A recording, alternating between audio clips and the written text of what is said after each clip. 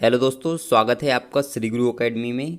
मैं मनु वर्मा आपका शुक्रिया हार्दिक अभिनंदन करता हूं। दोस्तों, आज है 4 दिसंबर और आज से हम स्टार्ट करने वाले हैं प्रतिदिन करंट अफेयर्स को। ठीक है जी हाँ दोस्तों, तो आज हम चलिए स्टार्ट करते हैं। और दोस्तों, इस वीडियो का अगर आपको पीडीएफ चाहिए तो आप हमारे टेलीग्राम चैनल को ज्वाइन कर सकते हैं। वहाँ से आपको फ्री ऑफ कॉस्ट इसका पीडीएफ मिल सकता है। ठीक है जी हाँ, उससे पहले मैं आपको एक चीज़ और बता देना चाहूँगा। हम करंट अफेयर्स को स्टैटिस्टिक जीके के साथ पढ़ेंगे, जिससे कि सारी चीज़ें हमारी एकदम से क्लियर होती चलें। ठीक है, तो चलिए दोस्तों स्टार्ट करते हैं। देखते हैं आज का पहला क्वेश्चन।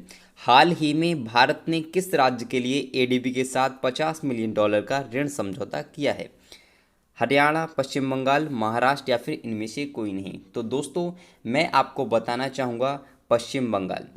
एडीबी ने पश्चिम बंगाल के साथ, यानी कि पश्चिम बंगाल राज्य के लिए $50 मिलियन का ऋण समझौता किया है। अब दोस्तों बात आती है एडीबी।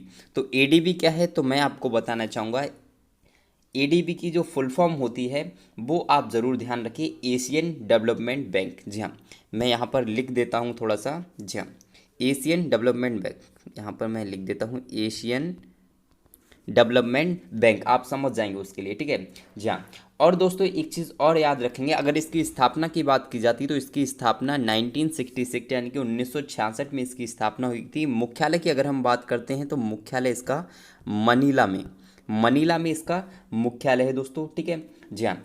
और दोस्तों जब यहाँ पर बात आई है पश्चिम बंगाल की, तो पश्चिम बंगाल के बारे में कुछ फैक्ट हम जान लेते हैं। जैसे राजधानी की बात करते हैं तो पश्चिम बंगाल की राजधानी कोलकाता है, और कोलकाता आपका हुगली नदी के किनारे स्थित है। नेक्स्ट हम बात करते हैं इसके मुख्यमंत्री कौन है, तो आपको पता ही होगा, ममता बनर्जी यहाँ के मुख्यमंत्री हैं। और राज्यपाल की अगर हम बात करते हैं तो जगदीश धनखड़ यहाँ के राज्यपाल हैं। ठीक है, इतनी चीज़ें आप याद रखेंगे इस प्रश्न से। कुछ इंपॉर्टेंट पॉइंट ये आप याद रखें, संधाने ऐप को पश्चिम बंगाल में स्टार्ट किया गया है। ठीक है, सुंदरबन आप जानते हैं, सुंदरबन डेल्टा भी पश्चिम बंगाल में है, और सुंदरबन नेशनल पार्क भी आपका पश्चिम बंगाल में है। बुक्सा नेशनल पार्क भी पश्चिम बंगाल में है।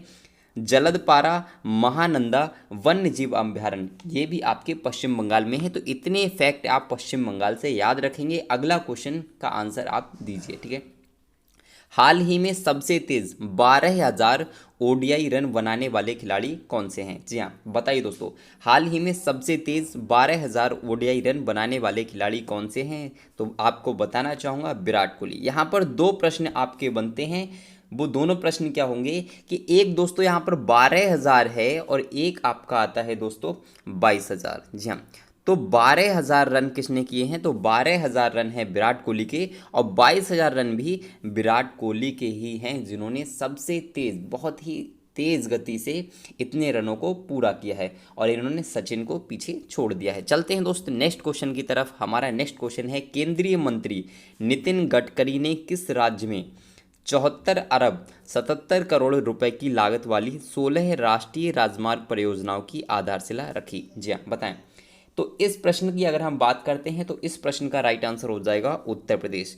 उत्तर प्रदेश में केंद्रीय मंत्री नितिन गडकरी ने 74 अरब 77 करोड़ रुपए की लागत से 16 राष्ट्रीय राजमार्ग परियोजनाओं की आधारशिला को रखा है। अब दोस्तों अगर बात आती है उत्तर प्रदेश, तो उत्तर प्रदेश के बारे में आपको फैक्ट याद होना चाहिए। उत्तर प्रदेश की राजधानी तो आप जानते हैं लखनऊ। मैं यहाँ पे लिख भी देता हूँ, उत्तर प्रदेश की राजधानी लखनऊ।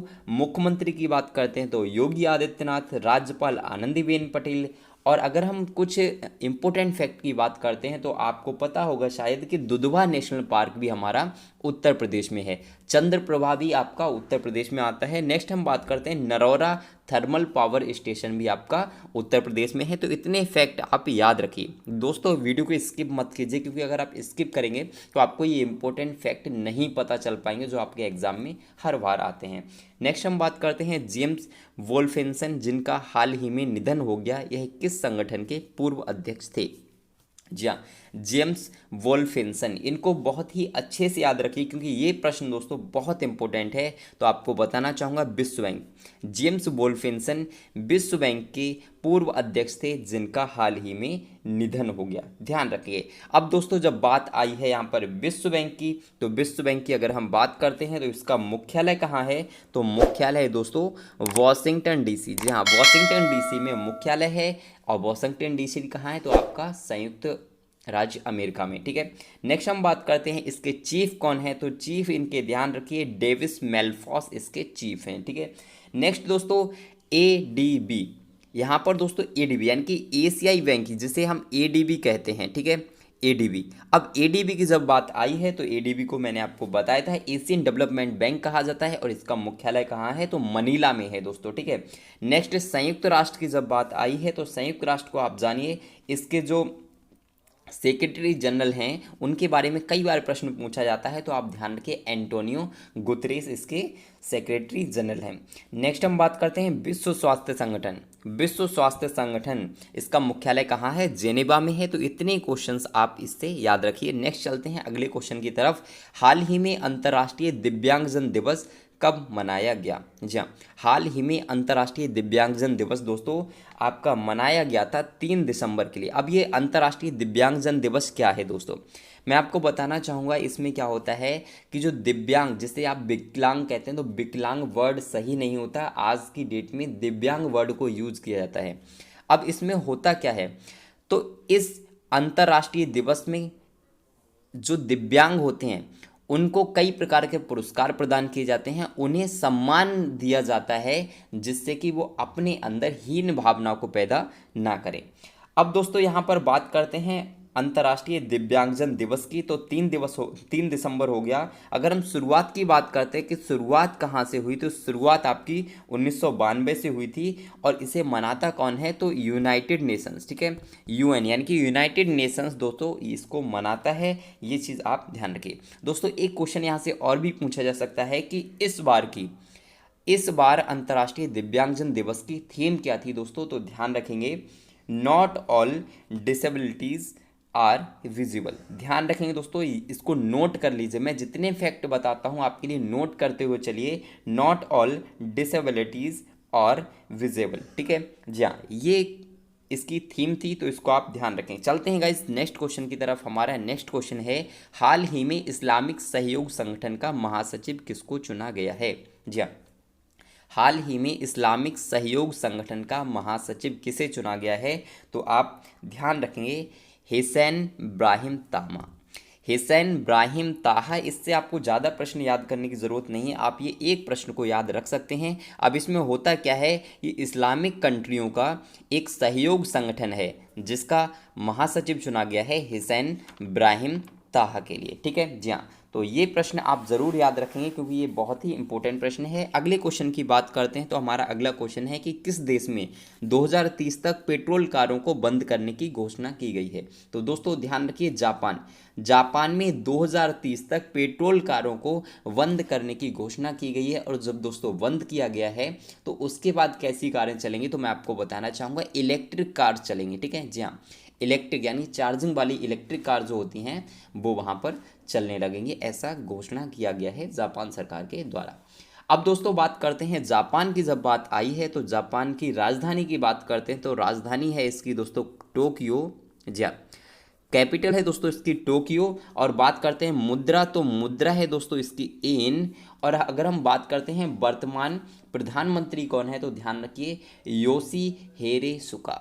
योशिहिदे सुगा यहाँ के वर्तमान प्रधानमंत्री हैं। तो इतने फैक्ट आप इस प्रश्न से ज़रूर याद रखिए। नेक्स्ट चलते हैं अगले क्वेश्चन की तरफ और बताएंगे इस प्रश्न का आंसर कि हाल ही में किसने future of regional cooperation in Asia and Pacific नामक पुस्तक जारी की है। तो दोस्तों ध्यान रखेंगे ये एडीबी के द्वारा ये पुस्तक जारी की गई है, future of regional cooperation in Asia and Pacific पुस्तक, ठीक है। ध्यान रखें। और एडीबी के बारे में अभी आपको विस्तृत डिटेल में बता चुका हूँ, तो इसलिए उसको बार बार रिपीट नहीं करूँगा, ठीक है। और दोस्तों वीडियो अच्छी लग रही तो वीडियो को लाइक और शेयर कर दीजिए, अपने सभी भाई बहनों के लिए एक बार शेयर जरूर कर दीजिए, जिससे कि मुझे भी थोड़ा सा मोटिवेशन प्राप्त होता रहे। अब चलते हैं गाइस नेक्स्ट क्वेश्चन की तरफ। कोयले से बिजली बनाने वाला पहला अरब खाड़ी देश कौन सा बनेगा? सऊदी अरब, बहरीन, कतर, संयुक्त अरब अमीरात। तो दोस्तों ध्यान रखेंगे, संयुक्त अरब अमीरात बिजली बनाने वाला यानी कि कोयले से बिजली बनाने वाला पहला अरब खाड़ी देश बनेगा। अब दोस्तों जब संयुक्त अरब अमीरात की बात आई है तो ध्यान रखिए, इसकी राजधानी की अगर हम बात करते हैं तो राजधानी है इसकी अबू धाबी। अगर हम मुद्रा की बात करते हैं तो मुद्रा है यहाँ की दिरहम, दिरहम यहाँ की मुद्रा है। तो इतने सारे प्रश्न आप यहाँ से याद रखिए। नेक्स्ट हम बात करते हैं अटल बीमित व्यक्ति कल्याण योजना, जिसे हम शॉर्ट में AVVKY के कहा कहते हैं, ठीक है। तो अटल बीमित व्यक्ति कल्याण योजना के तहत राहत की नई दर औसत दैनिक आय के 25% से बढ़ाकर कितने परसेंट कर दिया गया है? तो दोस्तों ध्यान रखें 50% कर दिया गया है। और ये योजना कब से शुरू की गई थी? तो ये योजना आपकी 2018 से शुरू की गई थी। तो ये आप ध्यान रखेंगे, ठीक है। चलते हैं गाइस नेक्स्ट क्वेश्चन की तरफ। हमारा नेक्स्ट क्वेश्चन ये है, बॉलीवुड फेडरेशन ऑफ इंडिया के अध्यक्ष के रूप में किसे निर्विरोध चुना गया है?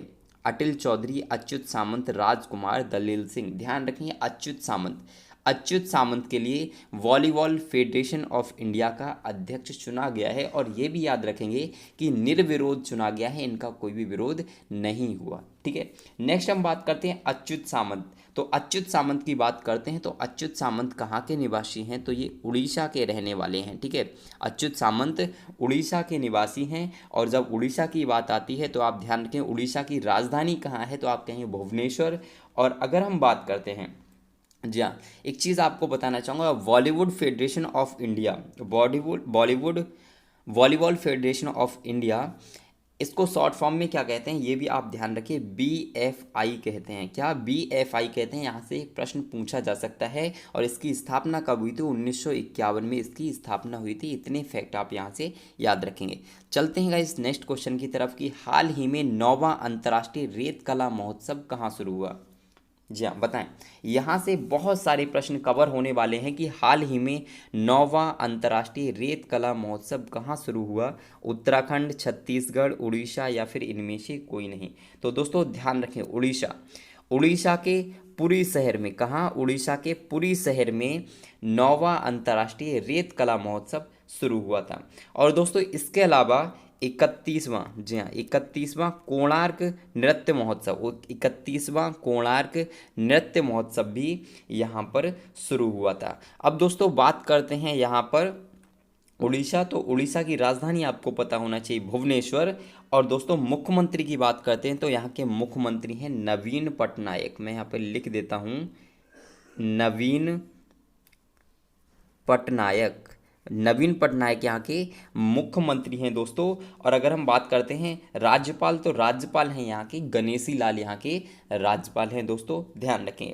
नेक्स्ट हम बात करते हैं, एक यहाँ पर इम्पोर्टेंट पॉइंट आता है, बहुत ही ज़्यादा इम्पोर्टेंट। यहाँ पर एक बैरन द्वीप है, उड़ीसा में एक बैरन द्वीप है। और बैरन द्वीप का नाम बदलकर APJ अब्दुल कलाम, जी हाँ APJ अब्दुल कलाम, APJ अब्दुल कलाम, जी हाँ ध्यान रखें APJ अब्दुल कलाम द्वीप रखा गया है। किसका नाम बदलकर? तो बैरन द्वीप का नाम बदलकर।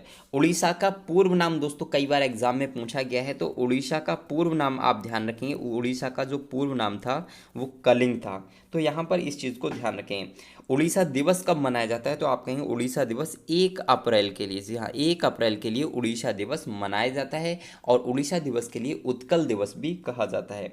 नेक्स्ट हम दोस्तों यहीं से कुछ इंपॉर्टेंट फैक्ट और ले लेते हैं। जैसे अगर हम बात करते हैं कि कहाँ कौन कौन से नेशनल पार्क पाए जाते हैं, तो आप ध्यान रखें सिमलीपाल नेशनल पार्क उड़ीसा में पाया जाता है, सतकोसिया टाइगर रिजर्व पाया जाता है। और दोस्तों एक और चीज़ पाई जाती है जिसे कहते हैं चिल्का झील, जी हाँ खारे पानी की सबसे बड़ी झील, खारे पानी की सबसे बड़ी झील चिल्का झील है दोस्तों। और ये आपकी उड़ीसा में पाई जाती है, तो आप इसको ध्यान रखें। चलते हैं गाइस नेक्स्ट क्वेश्चन की तरफ जो रहा आपकी स्क्रीन पर।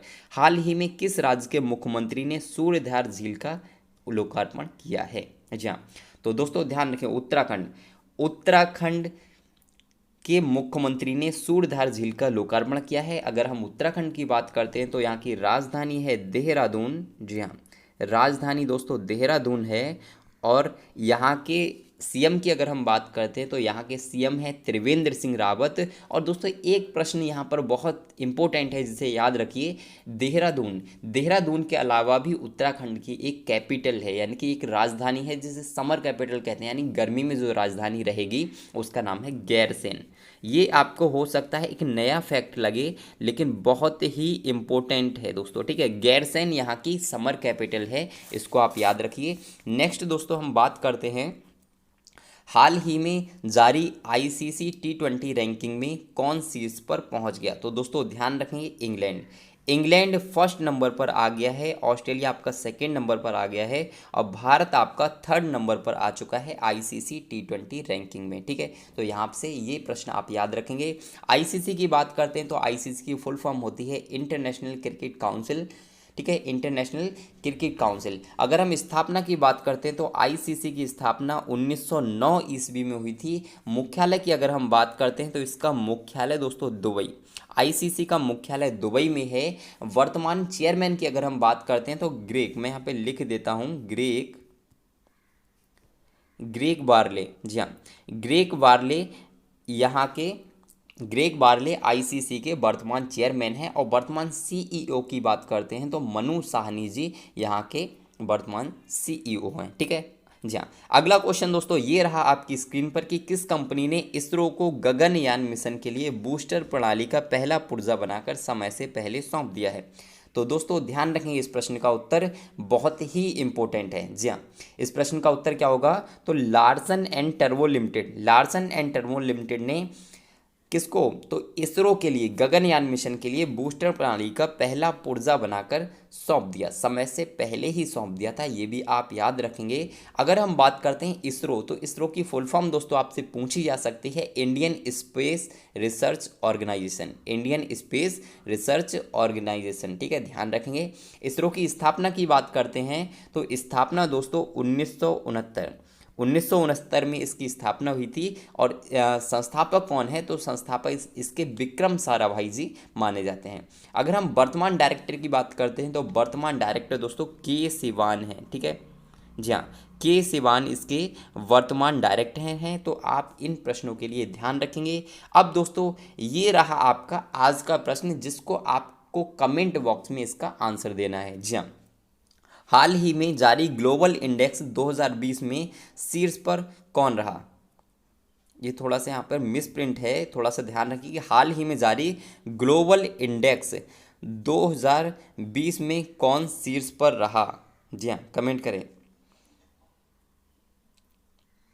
जी हाँ, इस प्रश्न का आंसर आप कमेंट बॉक्स में करेंगे। ओके, ये प्रश्न सही है, मुझे लग रहा था कि कुछ इसमें गलती तो नहीं है, तो कोई भी इसमें मिस्टेक नहीं है। तो ध्यान रखें, इस प्रश्न का आंसर आप देंगे कमेंट बॉक्स में। और वीडियो अच्छी लगे तो वीडियो को लाइक और शेयर कीजिए, और चैनल को सब्सक्राइब कीजिए, घंटी वाले बटन को दबा दीजिए दोस्तों, ठीक है। जी हाँ, और मुझे लगता है कि मेरी मेहनत सफल हुई होगी, आपको समझ में आया होगा और अच्छा लगा हो, तो आपको पता है आप लोग क्या करेंगे। और इस वीडियो का टारगेट है कि ज़्यादा से ज़्यादा लोगों तक इस वीडियो को पहुंचाइए, जिससे कि सभी लोग इसका फ़ायदा उठा सकें, ठीक है। प्रतिदिन आपके लिए करंट अफेयर्स की वीडियो प्राप्त होती रहेगी, और इसका पीडीएफ डाउनलोड करने के लिए आप टेलीग्राम चैनल को ज्वाइन कर सकते हैं, लिंक आपको वीडियो के डिस्क्रिप्शन में मिल जाएगा। तो चलिए, बाय बाय दोस्तों।